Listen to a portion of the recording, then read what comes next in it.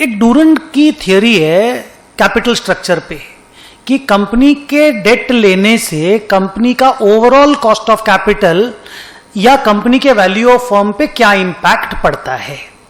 Durand sir का बोलना है कि अगर कंपनी ज्यादा डेट इशू करेगी कंपनी का ओवरऑल कॉस्ट ऑफ कैपिटल गिरता जाएगा, और इसके लिए उन्होंने एक एजम्पशन लिया कि भाई डेट हमेशा सस्ता होगा, इक्विटी का जो इशू है इक्विटी हमेशा कॉस्टली, ये नॉर्मल भी है कि केई is always more than KD.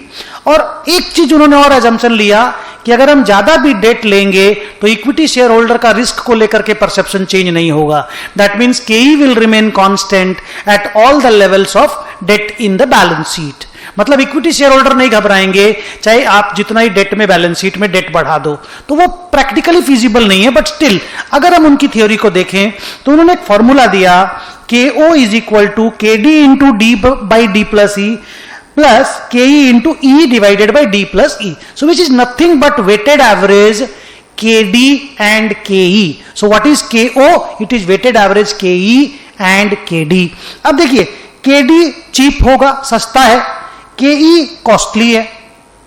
अब अगर आप सस्ता चीज ज्यादा यूज कर ले, मान लीजिए डेट का प्रोपोर्शन आपका अगर बहुत ज्यादा है और इक्विटी का प्रोपोर्शन अगर आपका कम है, तो सस्ता चीज अगर आप ज्यादा यूज कर लें, महंगा चीज आप अगर कम यूज करें, तो नेचुरली आपका ओवरऑल कॉस्ट ऑफ कैपिटल कम हो जाएगा।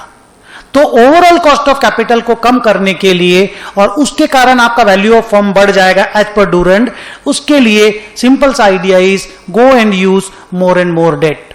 बट डूरंड की ये थियरी फेल इसलिए हो गई कि आप डेट ज्यादा यूज करिए कोई प्रॉब्लम नहीं है, केडी सस्ता है कोई प्रॉब्लम नहीं है, पर अगर केडी आपका सस्ता है ज्यादा डेट यूज करेंगे तो KE will become higher because risk will be very much increase in the business. So KE अगर हायर हो जाएगा तो आपको डेट के यूज करने का बेनिफिट की बजाय नुकसान होने लगेगा।